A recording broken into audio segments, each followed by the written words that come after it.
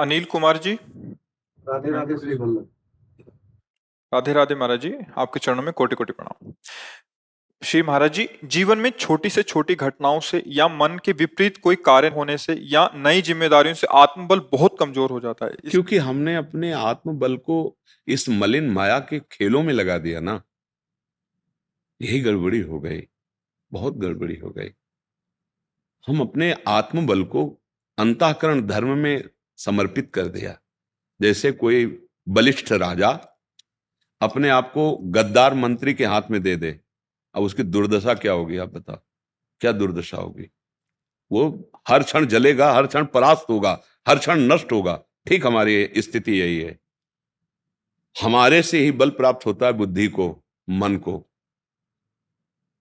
जीव भगवान का अंश है, परम प्रकाश स्वरूप है, आनंद स्वरूप है, अमल है, अविनाशी है। हमने मन और बुद्धि में इतना तदात्म कर लिया कि मन बुद्धि और इंद्रियों की मांग को हम स्वयं अपनी मांग समझने लगे।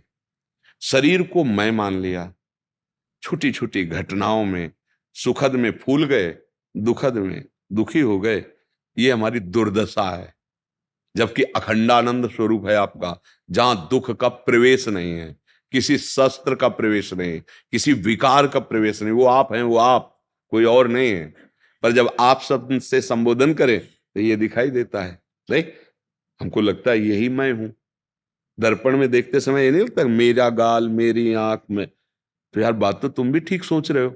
मेरा गाल तो जैसे मेरी मेज, मेरी घड़ी, ऐसे मैं तो नहीं हो गया ना। तो फिर खोजो तुम कौन हो। 3.5 हाथ होंगे आप अपने हाथ से, और इतने बड़े शरीर में आप अपने को खोज नहीं पाए। बहुत ज्यादा बड़ा कमरा हो तो परेशानी हो कि भाई बहुत बड़ा महल है, कितना खोजें। मात्र 3.5 हाथ की लंबाई, आपको अपने हाथ से नापो, बहुत छोटा कमरा है। और इसी में वो भी बैठा है जिसकी खोज करनी है, और जो खोज करने वाला है वो भी बैठा है। अभी अज्ञान के कारण 2 वर्णन कर रहे हैं, शास्त्रों में भी वर्णन है।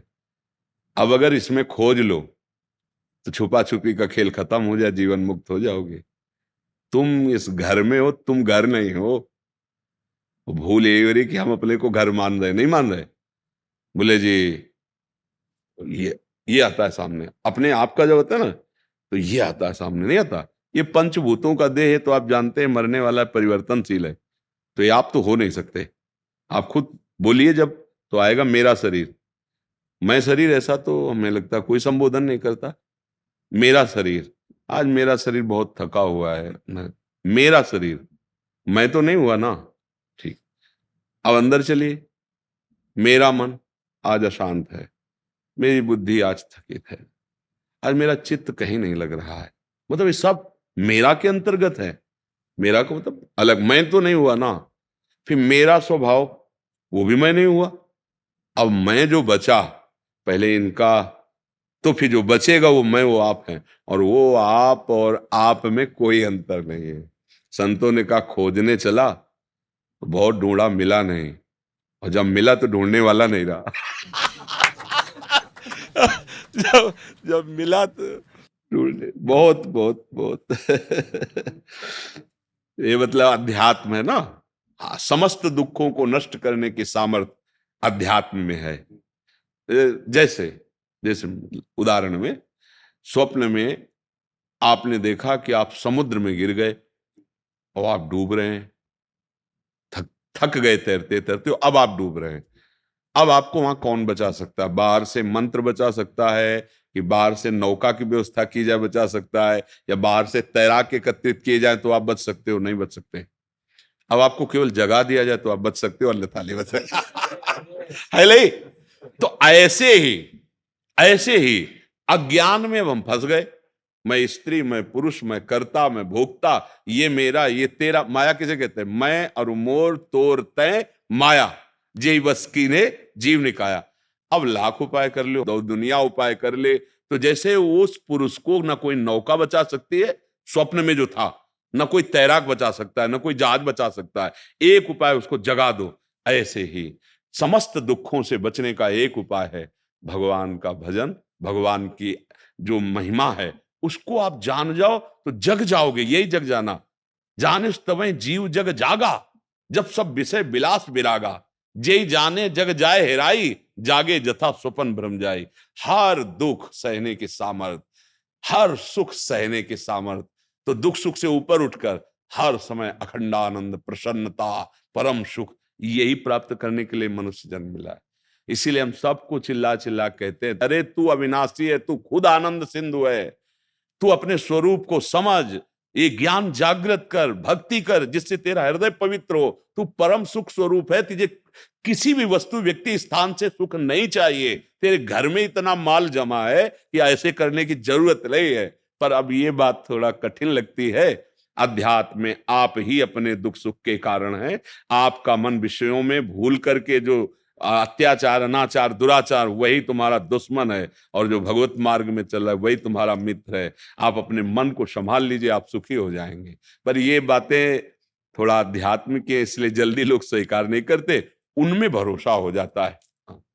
राधा राधा राधा खुली बात है, कोई छुपाव नहीं। राम राम, कृष्ण कृष्ण, हरि हरि, नारायण शिव, नाम लेके देखो, भगवान को जीत लोगे।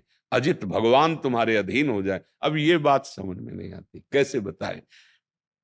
आब्रह्म स्तंभ पर्यंतम सर्वम मायामयम जगत, सत्यम सत्यम पुनः सत्यम, हरे नाम केवलम।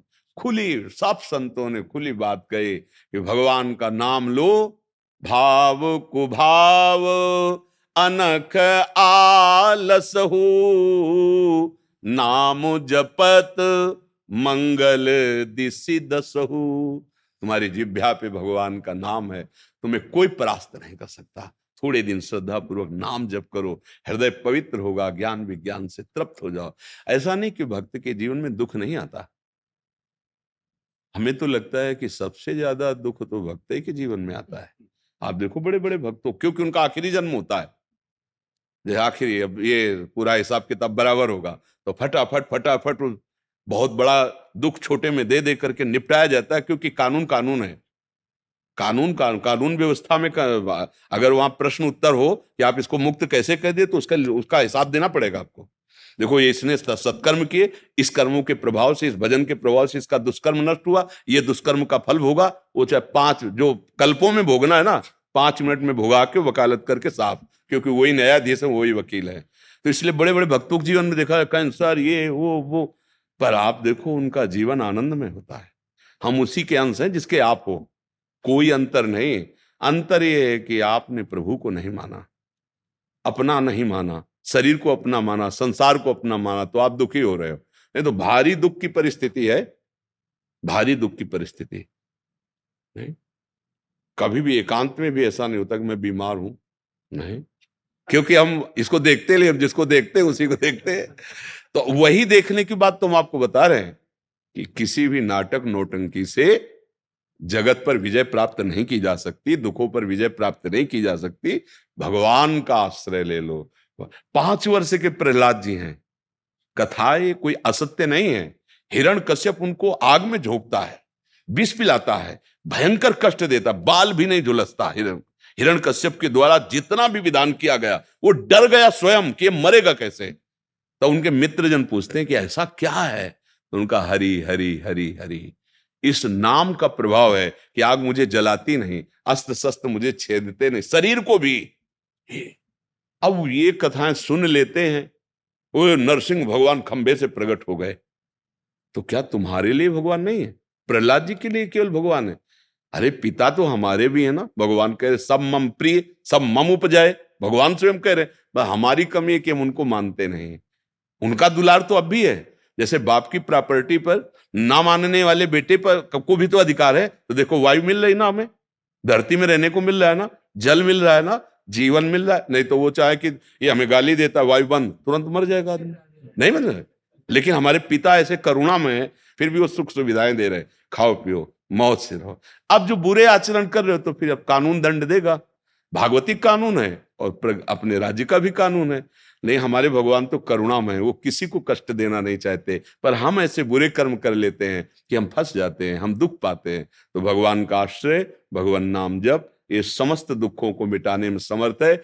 इसके अलावा गोस्वामी तुलसीदास जी कह रहे हैं, बारी मथे घृत होय बरु, सिकता ते बरु तेल, बिनु हरि भजन न भवतरी, यह सिद्धांत अपेल। गरज कर कह रहे विनिश्चितम बदामिते नान्यथा वचांस में, एक शब्द भी झूठ नहीं बोल रहा हूं। जल मथने से भले तुम घी निकाल लो, असंभव ऐसा नहीं हो सकता। बालू के पेरने से भले तुम तेल निकाल लो, लेकिन बिना भगवान का भजन किए तुम दुख रूपी संसार से मुक्त नहीं हो सकते। अब इससे बड़ी बात क्या हो सकती है? विनिश्चितम बदामिते नान्यथा वचांस में हरिम भजन्ते नरा।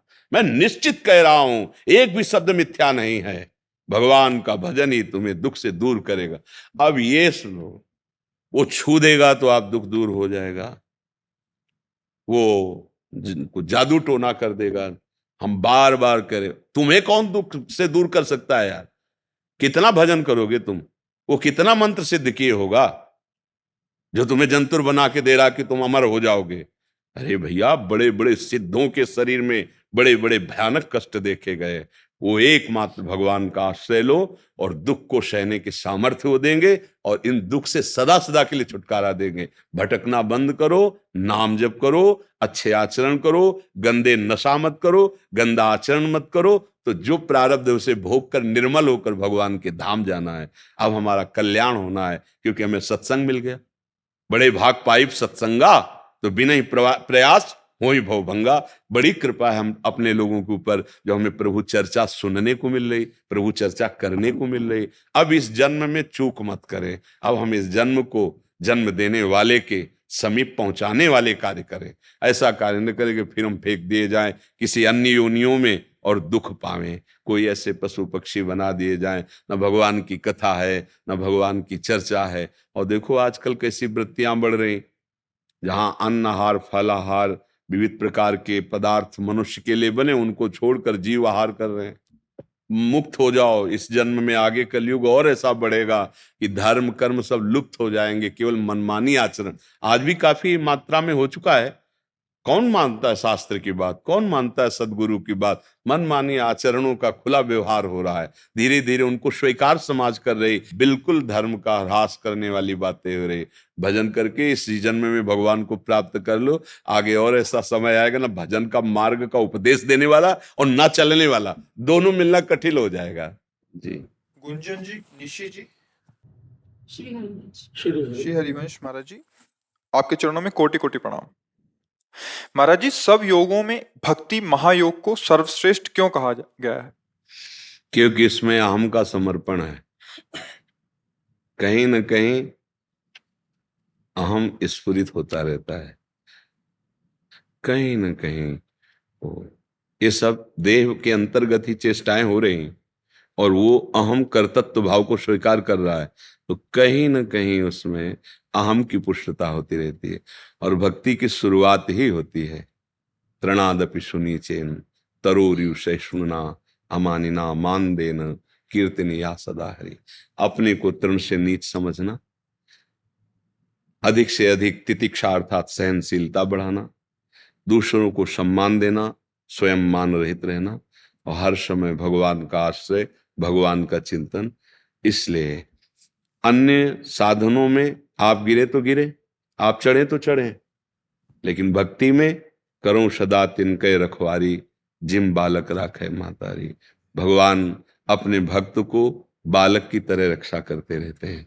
तो इसमें बहुत बहुत बहुत अनुकूलता है, बहुत बहुत अनुकूलता है।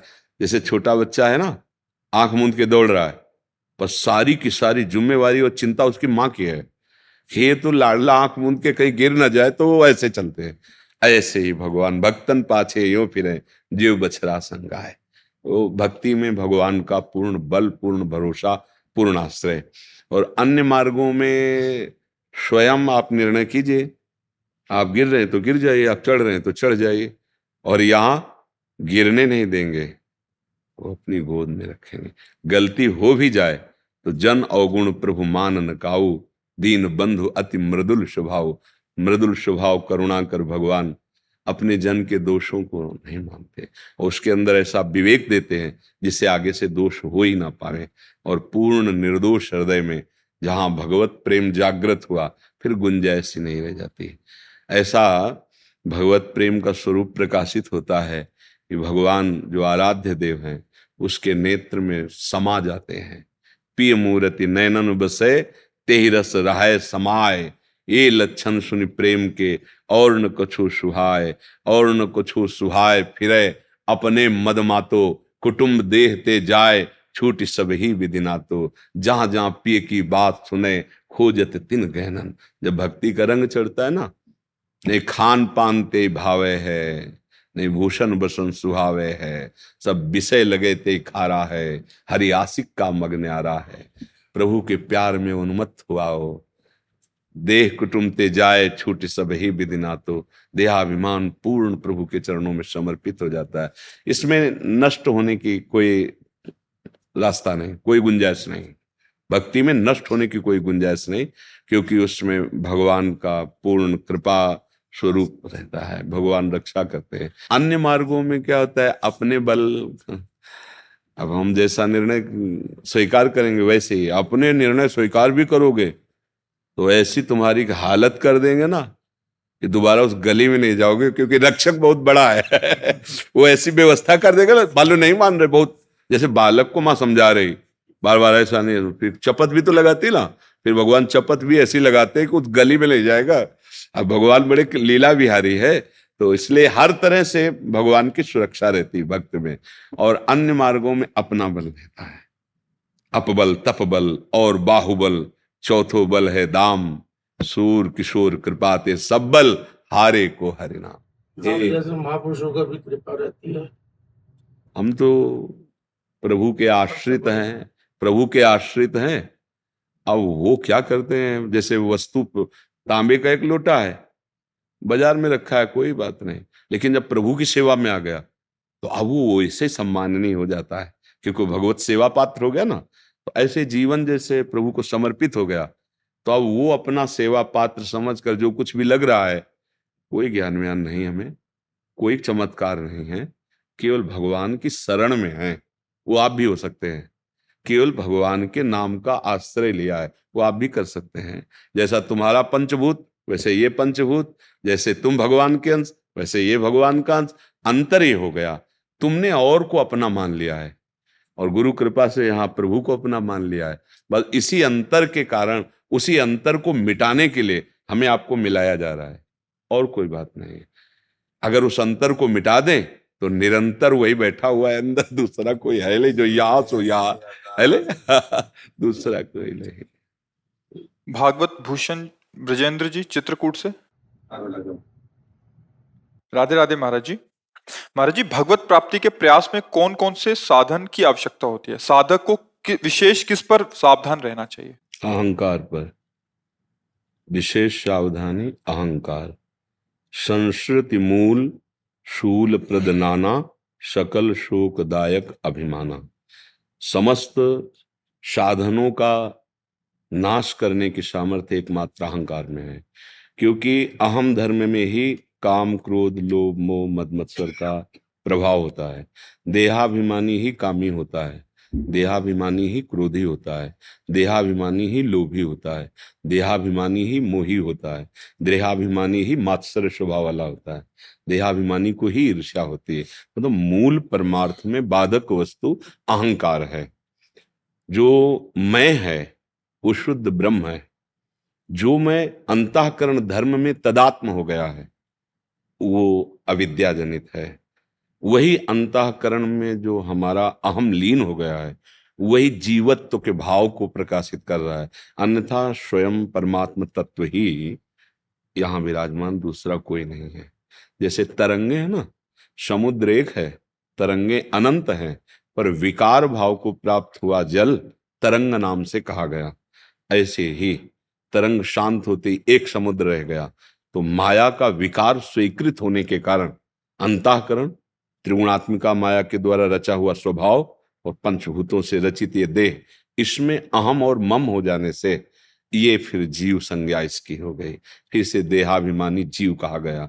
यही इसकी दुर्गति का कारण बनता है। यही अहम आत्मसमर्पण कहा जाता है। ये होता है श्रवणम कीर्तनम स्मरणम विष्णुर पाद सेवनम अर्चनम बंदनम दास्यम सख्य आत्मनिवेदनम। इन सब 8 भक्तियों का फल है अहम का समर्पित हो जाना। जो श्रवण कीर्तन स्मरण पाद सेवन अर्चन बंदन, ये दासत्व भाव सख्य भाव आदि इनका फल है आत्मसमर्पण। तनुवांग मनोभीर अमलई सोहम तयवाश्रिता, शरीर से मन से वाणी से मैं स्वयं आपकी शरण में, मैं जो अहम तत्व है वो समर्पित हो गया। अब यही समर्पण भगवत स्वरूप का बोध करा देता है, साक्षात्कार करा देता है। चाहे कितना भी बड़ा कोई ज्ञान मार्ग का पथिक हो, जब तक गुरु में पूर्ण समर्पण नहीं होगा तो बोध नहीं होगा। ऐसे ही भक्ति मार्ग तो है ही दास दास सोहम का, इसमें अगर दासता का भाव अहम में नहीं आया तो फिर इस दरबार में प्रवेश नहीं होगा। यही दरबार दीन को आदर रीति सदा चली आई।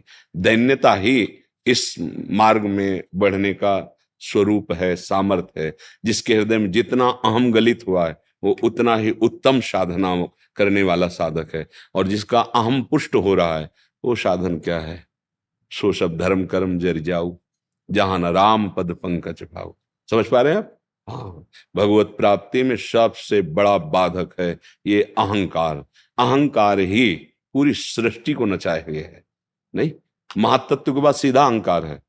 ब्रह्म मूल प्रकृति, उससे त्रिगुणात्मिका प्रकृति, महातत्व अहंकार, बहुत ऊंचाई पर बैठा हुआ अहंकार, और यही विनाशकारी है।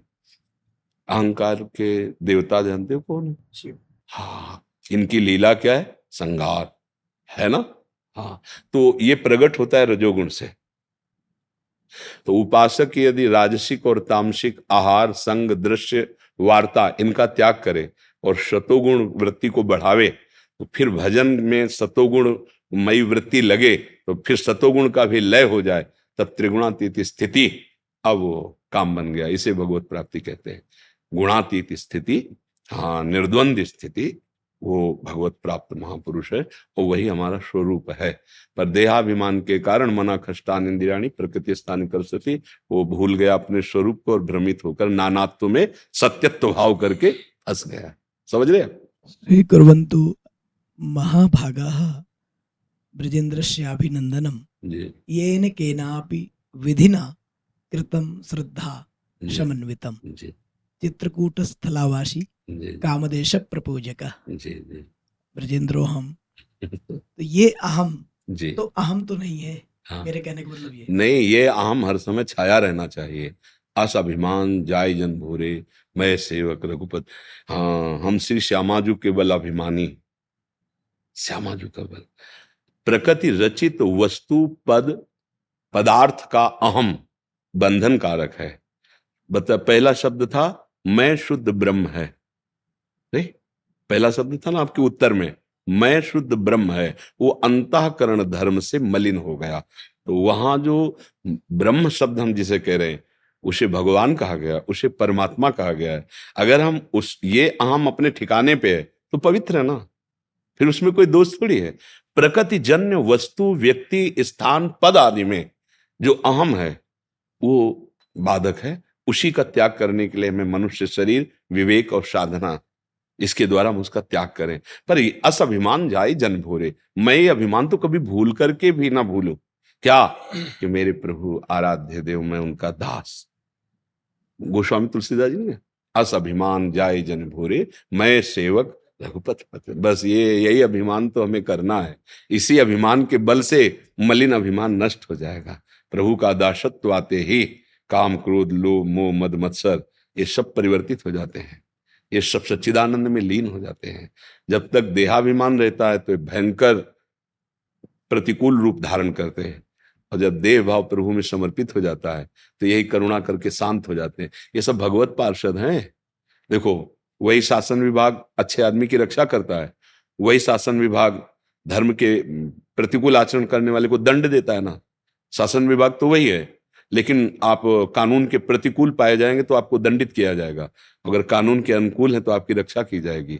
ऐसे ही भगवत विमुख को ये जो विकार हैं ये अग्नि के समान है, भगवत सन्मुख हो जाता है, शांत हो जाते हैं, कोई स्फुरणा ही नहीं होती। ब्रह्मभूता प्रसन्नात्मा न सोचते न कांक्षते, कोई शोक नहीं, कोई चिंता नहीं, एक अद्भुत आनंद की अनुभूति है। नीरज जी, राधा वल्लभ श्री हरिवंश महाराज जी, आपके चरणों में कोटि कोटि प्रणाम। महाराज जी, इस दास को राम जी की कथा और लीलाओं का वर्णन करने का अवसर प्राप्त होता रहता है। प्रश्न है कि भगवान ने जो नवदा भक्ति माता शबरी जी को बताई, उनमें तीसरी भक्ति है कि गुरुपद पंकज सेवा, तीसरी भक्ति अमान। गुरु जी के चरणों की सेवा, लेकिन हमारे गुरु जी आप हैं। हमारा मन बहुत करता है कि यहीं वास करें, लेकिन सेवाएं ऐसी हैं कि हमें बाहर किसका जाना। प्रश्न है? हाँ, गुरु के पास रहना गुरु की सेवा नहीं है, एक अंग है, लेकिन सर्वांग सेवा नहीं मानी जाती। आप मान लो गुरु के कपड़ा धो रहे हो, गुरु के चरण दबा रहे हो और उनकी आज्ञा का पालन नहीं कर रहे, तो आप उनके समीप नहीं हो, और आप दूर हो और उनकी आज्ञा से चल रहे हो। हर समय मनाते रहते हो कि जो कुछ भी वाणी में है, हृदय में है, वो गुरु कृपा से है, और उनकी आज्ञा पे तो आप हर समय गुरु के समीप हो। गुरु की आज्ञा ही आज्ञा शम्न सुसाहब सेवा, अपने गुरुदेव की आज्ञा में रहना, कहीं भी रहो, वो गुरु की समीपता है, वो गुरु की सेवा है। अब समीप हो, मान लो थोड़ी शारीरिक सेवा कर दी और इसके बाद गुरु के प्रताप का भोग कर रहे हो, गुरु के प्रताप का भोग कर रहे हो, अपनी वासनाओं की पूर्ति कर रहे हो, आज्ञा पालन कर नहीं रहे, तो इसमें दुर्गति रुकेगी नहीं? नहीं रुकेगी। तो बात को समझना होगा। अमान, मान रहित होकर, हमारी कोई मान्यता नहीं, हम किसी योग्य नहीं। अगर हमारे ऊपर कुछ भी आपको दिखाई दे रहा हो, मेरे गुरुदेव की कृपा है, गुरुदेव की आज्ञा, गुरुदेव का बल, गुरुदेव ही मुझे चला रहे हैं।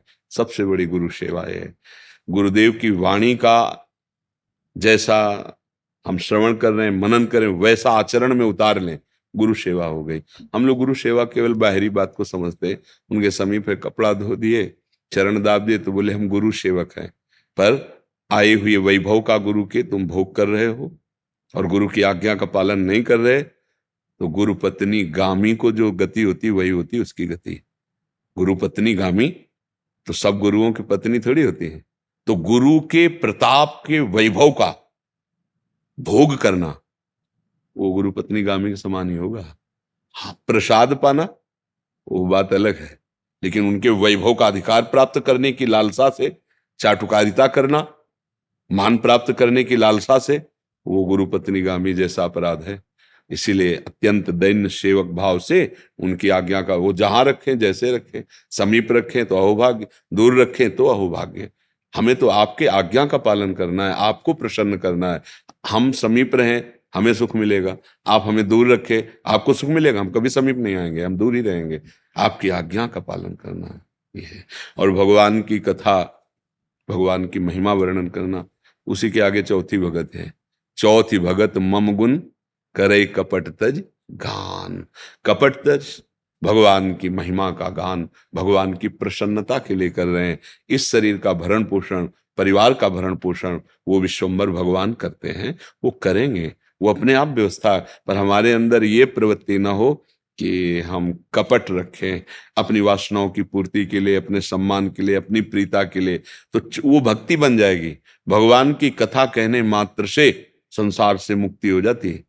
धुंधकारी ने कोई साधन नहीं जाना था, केवल 7 दिन भगवान की कथा सुनाई गई और परम पद विमान में बैठ के गया, केवल कथा सुनने मात्र, और कोई साधन नहीं था।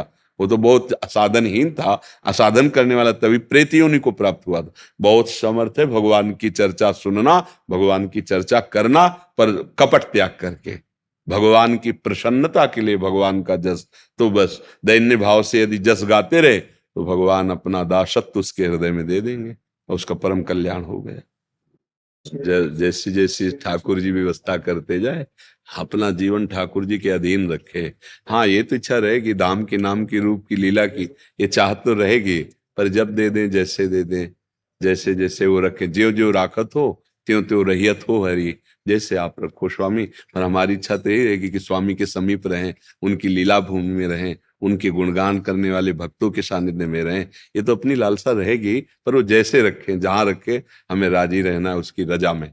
हमारी भक्ति का स्वरूप यही है, जो ही प्यारो करे सोई मोहि भावे।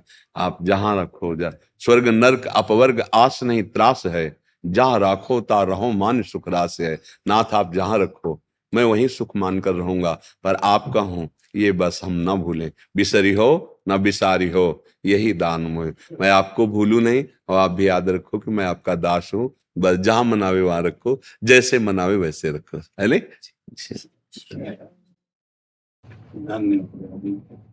और धन्य धन्य धन्य तेई जे इनके उपास्य हैं। बड़े भाग्य हैं कि मानव जीवन में हमें बुद्धि मिली है, हमें विवेक मिला है। तो हम धन्य तभी होंगे जब हम कोई गलत नशा न करें, कोई गलत आचरण न करें, सबको सुख पहुंचाने वाले आचरण करें।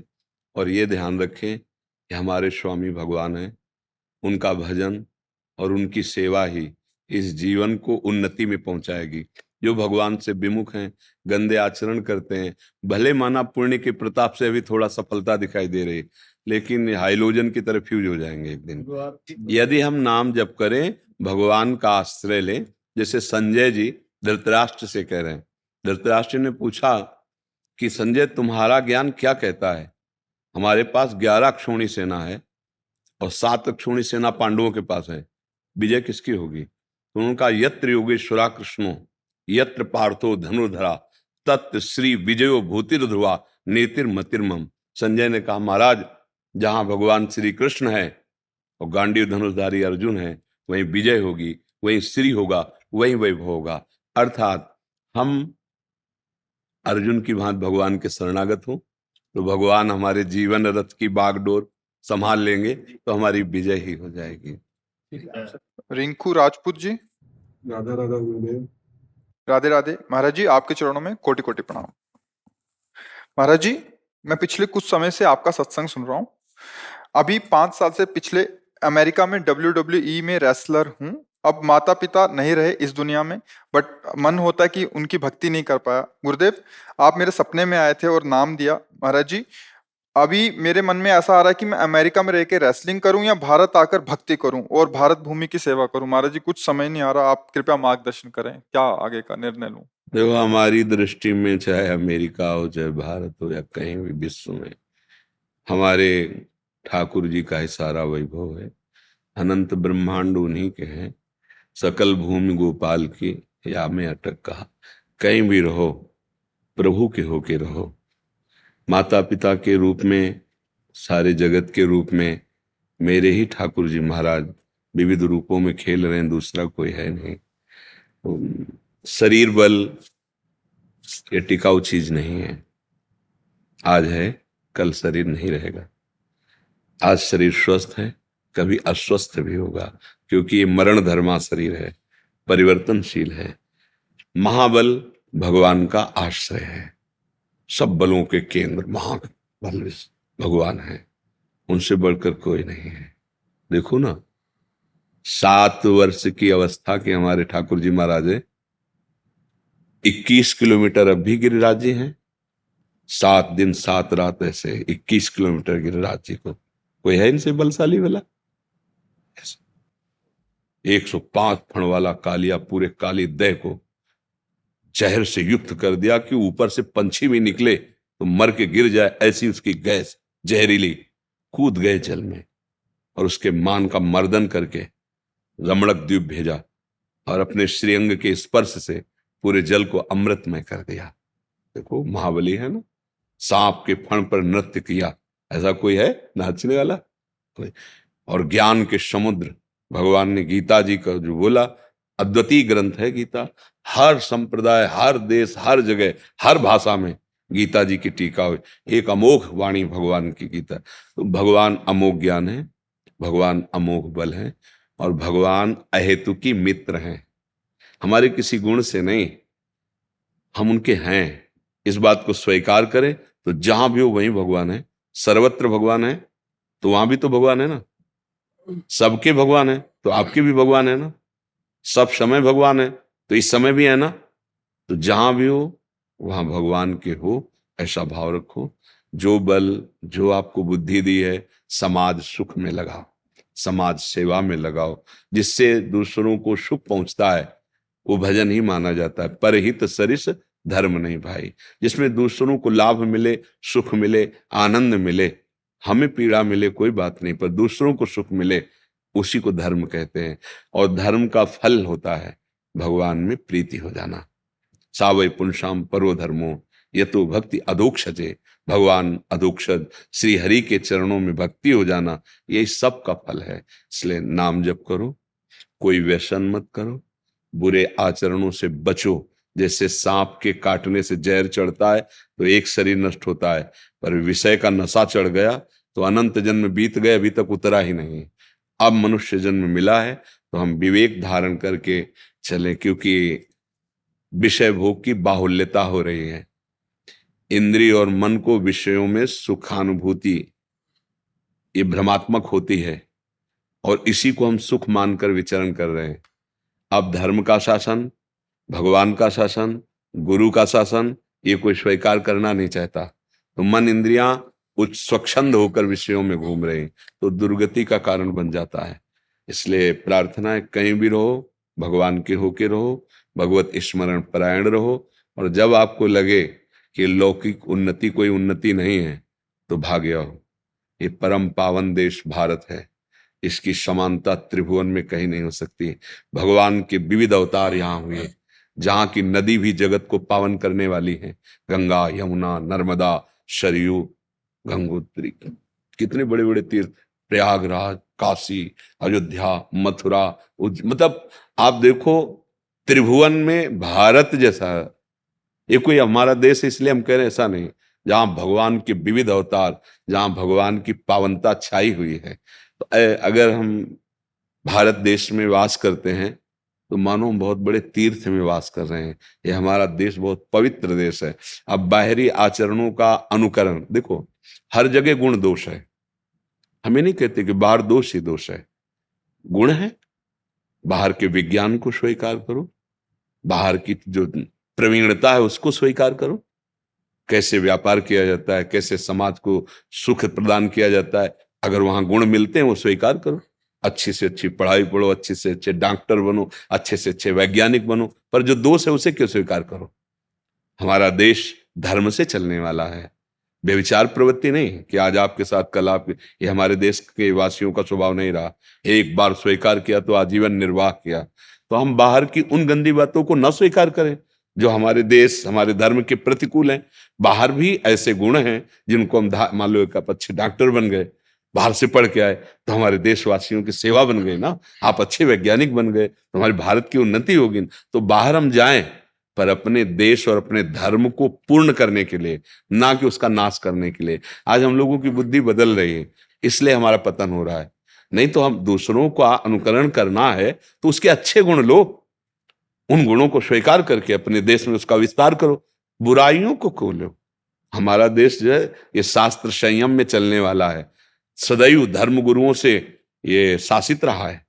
अगर देवराजेंद्र तो बृहस्पति जी, चक्रवर्ती सम्राट दशरथ जी तो वशिष्ठ जी, परम ज्ञानी जनक जी तो सदानंद जी, ऊपर शासन रहा है भागवतिक महापुरुषों का। इसलिए मंगलमयी सुख भूमि, एक एक जन में प्रेम, एक एक जन में ज्ञान, एक एक जन में धर्म विराजमान।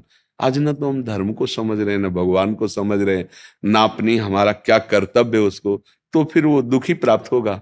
चाहे जितना हम धन कमा लें, चाहे जितना सम्मान हमें मिले, अंतिम हमारी दुर्गति होगी। अगर हम धर्म से चल रहे, ज्यादा धन नहीं है, ज्यादा लोग नहीं जानते हैं, पर जिसने लोगों को प्रकट किया वो भगवान जानता है, बस बात बन गई। सबका महेश्वर वो हमें जान गया कि ये मेरा बच्चा है, हो गया हमारा कल्याण। तो हमें भगवान को लक्ष्य में रखना है। जहां भी, जब भी, जैसे भी रहो, भगवान नाम, भगवद आश्रय, और जब आपको लगे तो लौट आओ। ये आपका देश, इसकी जोड़ कहीं नहीं है, इसकी जोड़ कहीं नहीं। भारत एक पवित्र देश है। अब यह कि हर जगह गुण दोष रहता है, तो जो दोषों को स्वीकार किए हुए हैं वो किसी धर्म के नहीं होते, किसी देश के नहीं होते। जो अधर्मी पुरुष होता है उसको कोई धर्म नहीं होता है, वो उसका कोई संप्रदाय नहीं होता, वो किसी देश का नहीं, वो अपने देश का नाश कर देगा, क्योंकि अधर्म है। जो धर्म को नहीं जानते हैं, अधर्म में ही रुचि रखते हैं, वो किसी देश के प्रिय नहीं होते, वो किसी धर्म के प्रिय नहीं होते, उनका कोई धर्म नहीं होता, उनका विनाश ही धर्म होता है। क्योंकि अधर्म का परिणाम विनाश ही है। वो जो मिलेगा उसका विनाश करेंगे, स्वयं का विनाश करेंगे। तो हमें धर्म से चलना है। और जब ऐसा लगे तो भारत परम पवित्र देश है, हम अपने देश में प्राण त्यागें, अपने देश के लिए प्राण त्यागें, यही हमारी अंदर चाह होनी चाहिए ना। हाँ, हम जैसे भगवान को प्यार करते हैं ना, ऐसे हम अपने देश को प्यार करते हैं। जब हमें आर्मी के जवान ऐसे तो हम उनको संत की तरह आदर देते हैं कि आप हमारे देश के लिए पहाड़ों में गर्मी सर्दी और कभी भी गोली लग सकती है, आप अपने परिवार से दूर रह करके सालों हो जाते हैं वो अपने परिवार में नहीं पहुंचते हैं, तो हम उनको प्रणाम करें। इसीलिए कि हमें देश प्यारा है। जिस देश में हमें जन्म मिला, जिस देश में हमें ये भगवत आराधना करने का अवसर मिला, वो भूमि हमारे लिए भगवान के समान है। अगर हम ऐसी जगह पैदा होते जहां जन्म से ही विलासिता देखने को मिलती, तो क्या हम ब्रह्मचर्य रहते?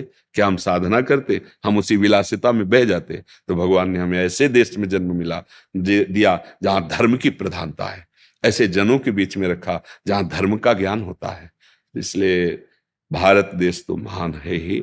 हम लौकिक दृष्टि से नहीं कह रहे, परमार्थिक दृष्टि से कह रहे। तो जब तक आपको लगे तब तक भगवत भाव करके वहां रहो, नहीं अपने देश में आ जाओ। अपने देश में कोई कमी नहीं है। अपने घर की नमक रोटी बहुत अच्छी लगती है, दूसरा कब, जब देश प्रियता होगी तो वो एक अलग होता है। जैसे कोई तिरंगा ले और तो हमें एक गर्व होता है, ये हमारे देश का प्रतीक है, ये हम तो एक सुख मिलता है। ये मातृभूमि, हमारा मातृभूमि कोई गांव नगर नहीं है, ये पूरा देश हमारी मातृभूमि है, पूरा देश हमारा परिवार है। ये सुखी है, धर्म से चल रहा है। तो हमारे संत जन जो भजन करते हैं वो अपने लिए नहीं करते। जैसे परिवार का बड़ा आदमी अपने लिए थोड़ी कमाता है, पूरे परिवार के लिए का। तभी संतों का हृदय बोलता है, सर्वे भवन्तु सुखिनः, सर्वे सन्तु निरामयाः, सर्वे भद्राणि पश्यन्तु मा कश्चित् दुःख भाग्। मां माने नहीं, किसी को कभी भी दुख न प्राप्त हो, सब स्वस्थ रहे, सब सुखी रहे, क्योंकि सब मेरा परिवार है। उदार चरिता नाम वसुधैव कुटुंबकम, ये पूरा मेरा परिवार है। ऐसा भाव, ऐसे भाव वाले बनो। हाँ, भगवान नाम जापक बनो, भगवद आश्रित बनो।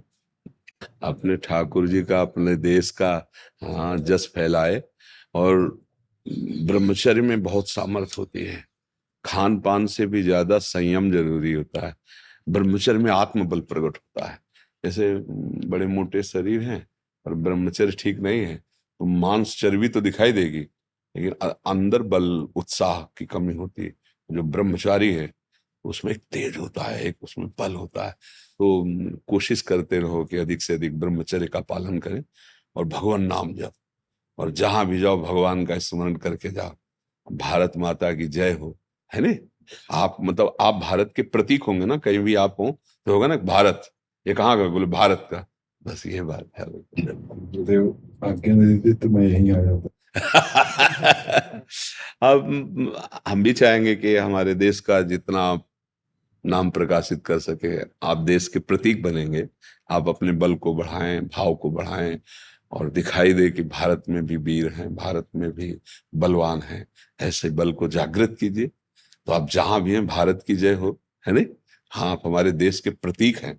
मतलब बाहर कहीं भी हो तो यही तो होगा ना, भारतीय है तो पूरे भारत की उस समय बाजी आपके ऊपर है। मतलब जैसे क्रिकेट का खेल है या कोई भी खेल है, ये भी एक खेल के अंतर्गत ही आता है। तो हमारे पूरा देश आपके साथ हो जाता है।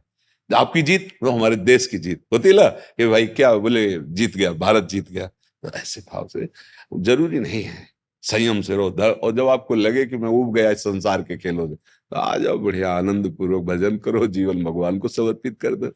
ऐसा जब लगे, गुरुदेव लगने लगा है। हाँ तो बड़ी कृपा है। अगर खेल संसार के खेलों से लगने लगे तो फिर दिव्य भगवान की प्राप्ति के मार्ग में चला जाए। जीवन का लाभ यही है।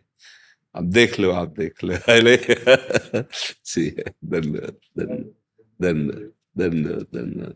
जय जय श्री राधे, जय जय राधा राधा राधा। करूंगा जोरों शोरों से, इसके बाद फिर समझ गया। रंजू जी पंजाब से। राधे राधे श्री हरिवंश। राधे राधे महाराज जी, आपके चरणों में कोटि कोटि प्रणाम। महाराज जी, मेरा प्रश्न है कि जब हम नाम जप करते हैं तो जप के समय हम माला की गिनती में क्यों उलझ जाते हैं? क्या माला की गिनती नाम जप में आवश्यक है? कोई खास बात नहीं है, बात समझो। माला का इसलिए आदेश दिया जाता है कि नवीन नवीन प्रारंभ भक्ति में हमारा मन नहीं लगता है। कहो 5 मिनट 10 मिनट लगे हो, फिर प्रपंच में चला जाए, तो उसमें माला सहयोगी हुआ। मन तो प्रपंच में जा रहा है, पर हमारा मन का के साथ राधा राधा राधा, और मन प्रपंच में घूम रहा है। ये प्रारंभिक स्थिति है। अब मन नहीं लग रहा, सुख नहीं मिल रहा, पर गुरु ने कहा है हमको 21 माला करनी, 11 माला करनी, 50 माला करनी। तो अब इस करते करते पाप नष्ट होगा, अंतःकरण पवित्र होगा अब सुख मिलने लगेगा, फिर वो अभ्यास में भजन में आ जाएगा। इसलिए माला की बात है, नहीं बात है भजन की। अगर आगे चलकर ऐसी स्थिति बन जाती है कि आपका चित्त, तो फिर आपको विक्षेप लगने लगेगा, क्योंकि कितने हुए गुरिया पलटना ये सब बाहर आएगा, तो बाहर ही ना, माला तो बाहर ही चल रहा है, तो वृत्ति बाहर ही आएगी ना। अब पूरा हुआ उसको घूमो, फिर अगला, जब एक तार भजन हो रहा है फिर इधर विक्षेप लगने लगेगा, पर कहीं मन के भुलावे में ना आ जाए। इसलिए कहा जाता है पहले नियम से चलो, फिर प्रेम हो जाएगा, तो हृदय की धड़कन के साथ नाम शुरू, ये माला चालू होती है, श्वासों की माला। हाँ, श्वास ऊपर जा रही, नीचे जा रही, नाम जैसे धड़कन स्वयं चल रही ना, ऐसे नाम चलने लगता है स्वयं। वो करता नहीं है उस समय, वो होता है, परिपक्व हो जाता है। पर ये तब आया है जब नियम से चला है। अपने को पहले नियम में बांधना होगा, नहीं तो आज मान लो 20 माला जप सकता है, तो कल भी छोड़ सकता है। इसका स्वभाव मन का ऐसा है कि एक दिन तो कहो खूब भजन में मन लग रहा है, बड़ा आनंद आया, दूसरे दिन बिल्कुल नहीं लग रहा। तो जब नहीं लग रहा तो गुरु आज्ञा है, नियम करना है तो हमें करना ही है। मन नहीं लग रहा तो भी हमें करना, राधा राधा राधा राधा। तो धीरे धीरे धीरे धीरे हमारा मन लगने लगेगा। ये प्रारंभिक साधन। अच्छा, किन्हीं किन्हीं महापुरुषों को होता है कि उसी में बहुत रुचि हो जाती है, फिर आजीवन माला से ही जपते रहते हैं। तो अब जैसा अभ्यास किया जाता है, जैसे अपने लोग थे तो गुरुजनों की प्रारंभ में ही आज्ञा हुई, जैसे गायत्री अनुष्ठान ये सब तो ठीक है। इसके बाद आज्ञा हो कि हमारी एक ही आज्ञा है कि एक क्षण भी भगवत विस्मरण नहीं होना चाहिए। वो दिमाग में बैठ गया कि हमको ऐसा अभ्यास करना है कि एक क्षण भी प्रभु का विस्मरण, या तो सो गए या मर गए, दो स्थितियों के अलावा उस पर अपना अधिकार नहीं ना भाई। गाढ़ निद्रा में सो गए तो अपना अधिकार नहीं, और मर गए तो अधिकार नहीं। जब तक होश रहेगा प्रभु को नहीं भूलना है। तो फिर वो, अब जैसे कोई माला या कुछ ऐसा नहीं, पर उनसे अलग नहीं है, वार्ता कर रहे हैं, उनकी वार्ता कर रहे हैं और दिमाग में चल रहा है। जैसे अभी आपको कहीं ठीक अभी जाना हो, हम लंबा खींच रहे हैं, तो आपका मन क्या करेगा? बार बार वहीं जाएगा ना, जा रहा है ना। आप बैठे हो, बात कर रहे हो, बात सुन रहे हो, लेकिन मन जा रहा है ना। ऐसे भजन होता है अंदर से, आपसे बात कर रहे हैं, हंस रहे हैं, उत्तर दे रहे हैं, लेकिन अंदर ही अंदर, हाँ, वो अभ्यास से होता है। तो अगर किसी का मन बिना माला के भगवान के नाम में ईमानदारी से लग रहा है, तो हम नहीं कहेंगे कि माला ले लो। प्राय हमारे आप साधुकों में देखो बहुत कम ऐसा माला ले, क्योंकि हमारे रात दिन उठते बैठते सोते जागते जब आपको भगवत स्मरण में रहना है, अब वो आप करके देखो। क्योंकि अब जिसकी रुचि बन गई अंतर ही अंतर, अब उनके लिए, और जिनकी रुचि विक्षेप युक्त है, तो आप माला पकड़िए, क्योंकि उससे आपका अभ्यास फिर आ जाता है। फिर श्वास श्वास सुमिरन करे दुविधा रहाय न कोई, घट घट में जो बैठा हुआ परमात्मा है, श्वास श्वास में रम जाता है, रोम रोम में रम जाता है। पर ये सिद्धों की स्थिति है, सिद्ध वाली स्थिति आज शुरू थोड़ी हो जाएगी, उसके लिए अभ्यास की जरूरत होती है। हाँ, तो वो अपनी स्थिति को देख ले, अपनी स्थिति को देख ले, तभी बात बनती है। थोड़ी देर मन भजन में लग सकता है, धोखाबाजी कर सकता है, यार बड़ा आनंद आ रहा है, माला ठीक नहीं, पर फिर बराबर। तो इसलिए उसको नियम में पहले बांधा जाता है, और नियम में बांधते बांधते जब वो प्रेम में डूब जाता है, तब फिर नेम उसी में विलीन हो जाता है। अब क्या नहीं, अब उनके सिवा हमारा कोई है नहीं, उनके सिवा कोई चिंतन करने की हमारे अंदर वृत्ति ही नहीं रह गई, तो भगवदाकार हो गया ना। यही तो सब साधनों का फल था। तो अब ये आप लोग देख लीजिए, हमारा कोई आग्रह ही नहीं कि आप माला ही लीजिए, हमारा आग्रह है कि भजन हो। अब वो कैसे हो, जब दीक्षा देते तो ये आदेश करते, काउंटर से, माला से, बिना माला से, जैसे भी बने, तुम्हें नाम जप करना है। ये जो मंत्र दे रहे हैं इसका जप करना है। रसोई बनी बनाई मिल गई, आप भोजन ना पाओ तो फायदा क्या हुआ? मान लो दीक्षा लिया, मंत्र लिया, उपासना का भाव, और आप करो कुछ ना, तो फायदा क्या? तो हमें पता है कि मन बहुत बदमाश है, बिना नियम से कब्जे में नहीं आता। इसलिए कहते देखो, हमारे सामने नियम लो कि आप इतने माला रोज करोगे, मन लगे या न लगे। तो अब वो बात समझो आपकी स्थिति क्या है। अगर ईमानदारी से मन प्रभु में लग रहा है तो सबका फल यही है कि प्रभु में मन लगे। नहीं लग रहा तो जबरदस्ती लगाओ, माला के द्वारा लगाओ, कीर्तन के द्वारा लगाओ, जैसे बने वैसे। प्रभु में मन लगना ही मंगल है, सुख है।